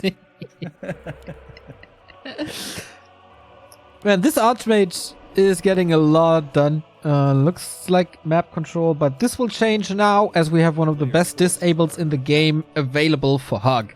Hex, you don't want to get disabled by this one as an Archmage, not with the damage the Blade Master has here, but no critical strike, and that was the passive that made him so strong on Echo Isles and Terenas stand. Levels are definitely lackluster. He wants to have level 3 at this point to solo creep. He's sacrificing his blade for the shadow, and again a deny by 15 Sway. It really feels like, okay, he got his mojo now. He's in the mood. It's like he's playing as great as it gets at the moment. And again, the Shadowhunter killed a footy, didn't go creeping, and now is, walking across half the map, then walking half the map across, on the way back. Could have basically been level 2 at this point. Blade Master also chased after the Water Elemental, which then got denied. He lost all of his mana, had to heal up with a heal salve after. Shouldn't he have been pressuring the AM rather? Just click on the AM, force him either to run away or take a lot of damage. Oh, this is an ambitious creep now by 15 Sway going towards the middle to the Ogre camp. Militia have been called. Oh, and the Wind Rider is just flying past it into the main.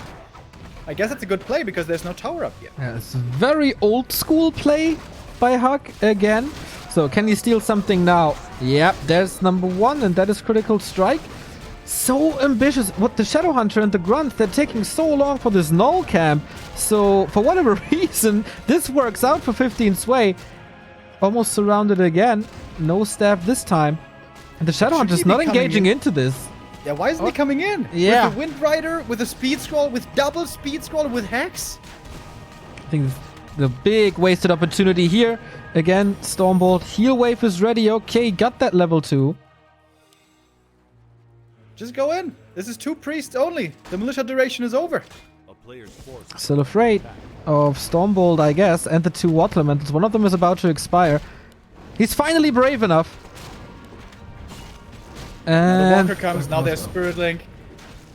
He's really strong right now. Speed scroll, chasing. Didn't hit the Wind Rider with it though. Yeah, that Wind Rider usage really questionable. If he had that in this whole creep jack, could have looked very different. But the Blade Master gets the Ogre Magi, so that's certainly a silver lining. I think 1 priest died, and the MK's progress was certainly slowed down also. does this feel like a lack of confidence as you see HuG play now? Like, especially compared to map 1 and 2, where he was finding creep jacks all the time, had the knife between his teeth, and just wanted to fight, despite the levels. Yeah, I agree. It looks like that. It feels like he's second-guessing himself every step he takes now because of the maps he lost.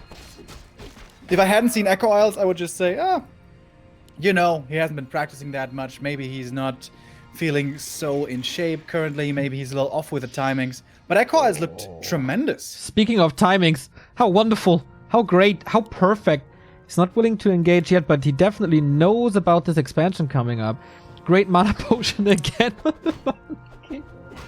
This MK, this entire series is so thirsty.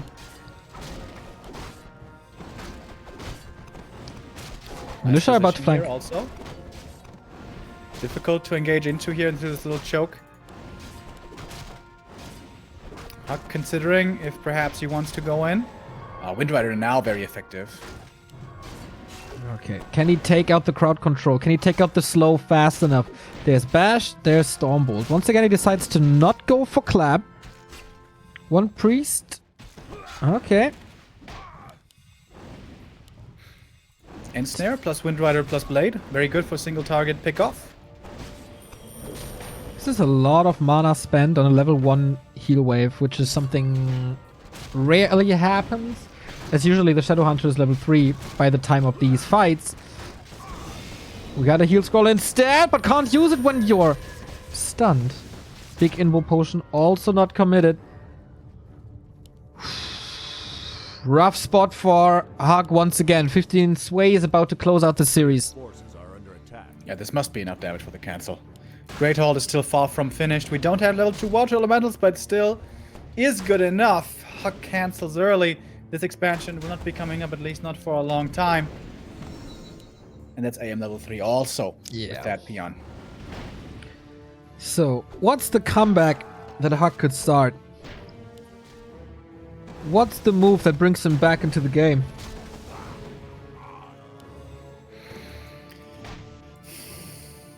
Get 3-3. And I mean, we're still pretty even resource and micro-wise. And that's the double level 3. Does he Maybe have speed scrolls? Maybe that's a little too ambitious, going for the mercenary camp. Okay. Yeah, HuG is about to collapse on him. It is 3-3. We have heal scrolls, we have a big invul, and also 15 sway. No, so okay, the fight so far were good for me, but this one is not mine to take. That priest left alone. And no counter expansion for 15 sway. Mountain King is far away from 3. He's trying to expand again, plus red spot.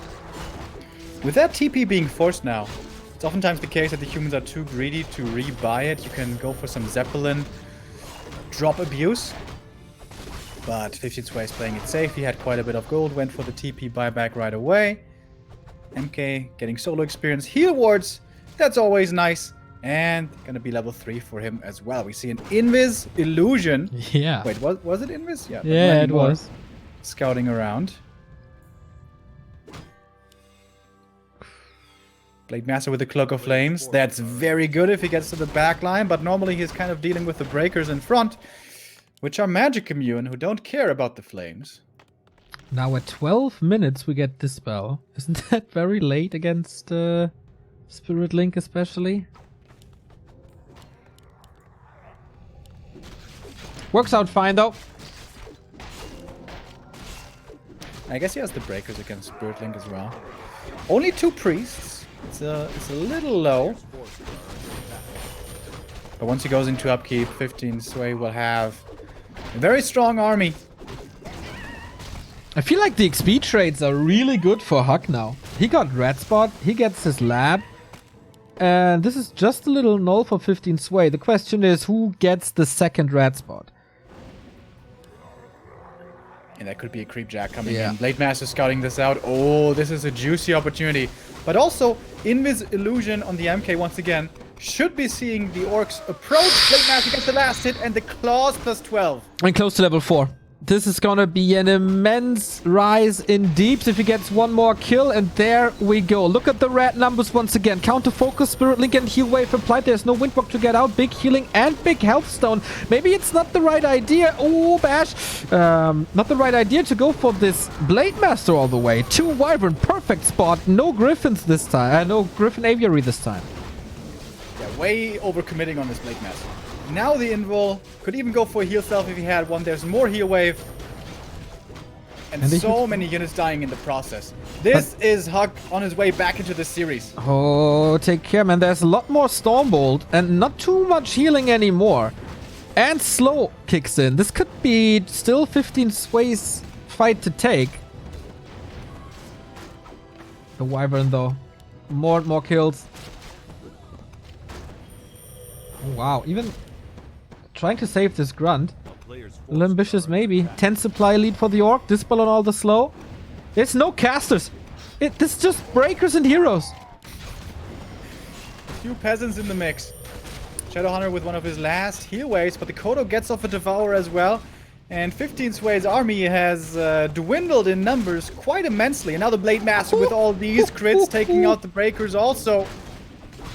There's still the heal potion. Don't underestimate this Mountain King. But no clap makes him a lot weaker.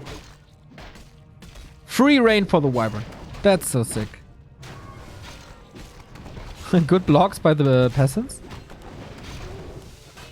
No strong frontline anymore. Only 2 breakers left. One of them almost dead. Close to level 4. He got half a level and more in this fight. Yeah, nice comeback by HuG. Once he got to 50 and at the decent levels, was looking good for him. And perhaps a little too ambitious there by 15 Sway. Awkward position at the red camp. Not even sure that he scouted this expansion. And now HuG once again in a marvelous position. Alright. Cool fighting spirit. The game didn't start great for him. Oh, now we have the Dragonhawks. Sacrifices 1 for that information. More Dragonhawks. 52 supply. Echo-wise, this is way better for HuG. 4 walkers. 1 Kodo still devouring, so this gives information for 15 Sway. Where is my opponent? What's his army? More Wyvern coming in.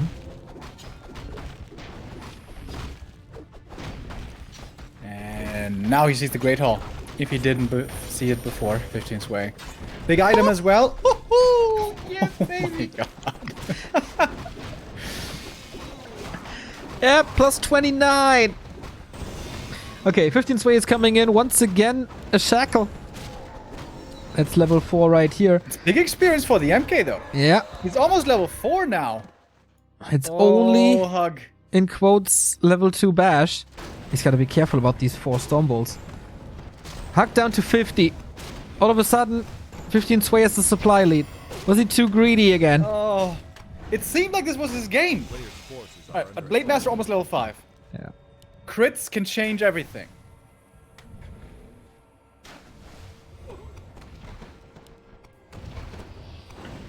Lots of healing. Can turn around though. He can buy a little bit of time. There's a lot of mana against these water elementals. He's aiming for the Archmage right away. Wants to trigger the TP. Buy more time for the expansion to work. That's level 5 and the Cloak of Flames and everything committed to this army. Archmage in a good position. Stormbolt now. Whoa. Oh no, Heatwave coming in, saving him. But for how long? I feel he needs an invul and commit to this Archmage once again. But is that even possible? Oh, Invis, wonderful. Trying to dispel here blindly, but didn't hit the disenchant. AM is still Invis. And saving himself towards the back line. There was a sick save. Oh, Here we now go. it's revealed. Ensnare finds him. Invul potion. Right clicks. 284. He needs a crit and he's dead. He dispels it somehow. And that's a TP out. Woo. Stormbolt committed to the radar. And he falls as well. Dust settles. 18 supply lead for 15 Sway. Once again, TP'd himself into the back of the base. He could go for a Zeppelin to get out. That's what he does. TP forced, but he committed so hard to that. Again, lots of gold. Seems like production was neglected there for a little while.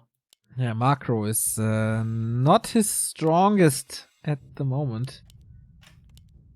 Could he steal the invul though? This would be a big deal. Yes, he stole the invul from the enemy shop. This MK is still holding on to the great mana. If it's raining level 3 Stormbolts on this Blade Master, I feel like that's the nail in the coffin. Sold a claws for the dust of appearance. Ooh. I think that's a good idea. It hurts every time when you have to sell claws on the Blade Master, but... Wait, was it even claws? But he had 5 items. Sold something. So here we go. Back into the same position we go. HuG is fighting for survival. 15 Sway could be the first king in the Back2Warcraft Heroes Fight Night. Needs marvelous crits. He just goes for the Archmage once again. He wants to force another TP out of him to drain his gold. But the positioning is so good. There's still Invis. Stormbolt on the radar. He takes out so much crowd control. Big heal wave to save this one. 292 crits. We see what's possible here. 300! 300 crit! But there's an invul now. Blade Master taking quite a bit of damage now himself. Invul on invul. Another 300 critical strike. Not AM enough. is revealed. Lots of trouble. Getting focused now. Hex could be his end, or a crit has to TP out again. Wow, how early he has to TP out. The HP bar still looks fine, but if it's raining a 300 critical strike, what can you do? He didn't get many kills though. 15 Sway still at 57. And HuG always has to rebuild from like 40 or even below. Yeah, and this time the blade couldn't steal the invul. Very important. Didn't have mana for another Windwalk. Oh, nice heal wave there as well. He'll ward, yes. Not too much invis and slow in general. He gets the second invul from the merchant. But 15 Sway is like relentlessly pushing and pushing and pushing. Yeah. How long can HuG hold? I think he should use his storm bolts purely on the Blade Master though. Nothing else. Just spam it on the blade. Feels like it, right? Yes, it's cool to take out the raiders. Oh, already invis on the Archmage. This means that Brilliance Aura is not working, by the way. Oh, Oh, baiting the commitment on the AM. Wow. Illusion. Smart play. The Blade Master falls for it. Almost forced into his own invul right away. 15 Sway is so good sometimes. He has such great ideas sometimes. Casting Invis on the real Archmage. Having an illusion there so HuG doesn't know it's only one Archmage. Wonderful. Stormbolt on the Blade once again. And either Blade or Expansion is going to fall. And that's going to be the end. Oh, big crit again. But how to heal with an invul? Full commitment all on this Archmage. But there is Invis again. Another 300 crit. Yo. Leonidas back here. Invul over. Who's gonna die first? AM or Blade Master? Only one has an invul left. That is the AM. Pops at the perfect time. Blade Master once again could be Stormbolted. MK has it ready. And there it is. Stormbolt. Right click. Blade Master is dead. And so is HuG. Probably 15 Sway lost the first map, but the other 4 in a row go to him. The human Night Elf Orc hybrid going on a rampage over HuG here. Is there? There's no way. Oh, right. Wait, there's... Man on this MK. And that is his level 5, I believe. Can he buy him back from the tavern? Oh, wow. Okay. Apparently not. Blade Master is back, actually. Is there one last fight? Wait, is there? Is he back? No. Ah, okay. No. I'm confused with the overlay. Okay, so he's not back. The Great Hall falls. Can he bring him back, though? He has no gold. Yeah, main's expired, and this is always the big advantage for Human in this weird late game scenario. Human has free sustain with Priest Heal and with Brilliance Aura. Orc has to rely on items from the shop, which now he can't afford anymore. Neither can he afford the Blade Master. I think even if he sells all items that he has right now, I don't believe he has enough. Yeah, what can he do? He has constant vision, 9 supply in the Kodo, so if he has time to devour, that's a high level SH for sure.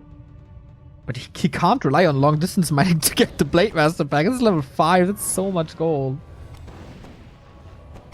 And the MK just looking for more and more kills. Bash and Stormbolt. He doesn't want to give up without one last fight or without trying his hardest. Okay, that's a little bit of control. The Devourers are done. That's 6 supply gone. What can he do? What can he do? Nothing! The very, very first Back2Warcraft Heroes Hearth Fight Night champion of Asia is 15 Sway. Probably the youngest king we will ever have with 18 years old. HuG, nice to have him back in the scene. Cool plays. But 15 Sway was a little too much for him. Yeah. HuG definitely needs a bit more practice to get into the rhythm, the new meta of Farseer TC. Not something he's very used to yet. And seemed to lose a bit of confidence towards the end. But we also saw some sparks of strong play there on Terenas stand, on Echo Isles especially.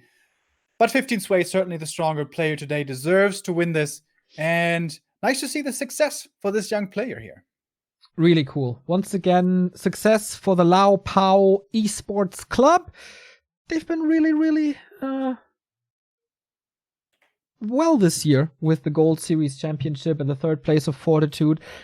And some Power Series League wins by 15 Sway as well. So whenever there's a Tier 2 competition, 15 Sway is showing up strong, struggling in the early. Maybe didn't practice too much before, needed to start his engine. But that play with the Invis Archmage at the bottom, that was wonderful. And one of the reasons why we invited this guy here to this King of the Hill format. So, $200 guaranteed for 15 Sway. We needed new challenger for the fight night in 2 weeks. So, if you guys have any idea, who should we bring from China or from Korea or from any other Asian country, let us know. We are on Twitter at HeroesHearth Wc3. You can, of course, also message us at Back2Warcraft. You guys should definitely follow this very channel here because there's more and more Warcraft coming. it's not only the Asian Fight Night that we provide you with on Wednesdays. There's also the Western Fight Night with the awesome duo, our brothers in arms, Mr. Kendric, and of course the legend Grubby. And I heard they have a very, very cool match in store for you guys in the next Fight Night coming up. So follow this channel, follow them on Twitter to get the latest updates about the Heroes Hearth Warcraft 3 activities. Yeah, this was a lot of fun. Great to see Fight Night branching out. I'm really looking forward to the new installments in the West and in the East. And hopefully next time a bit of a closer series. But this is only the beginning. Can't wait to see you guys in the future here for more episodes. We will be streaming in the evening hours with the GGG's finals over at Back2Warcraft. So if you have a craving for more Warcraft, there is a place for you. And that is, of course, at Back2Warcraft here. I hope you enjoyed it. Once again, if you have any suggestions how to improve things, let us know. We will love to make things better for you in the future, or even better. And until then, we love Heroes Hearth, and hopefully Heroes Hearth loves us. Off to a great future together. See you next time. Bye-bye. Bye-bye.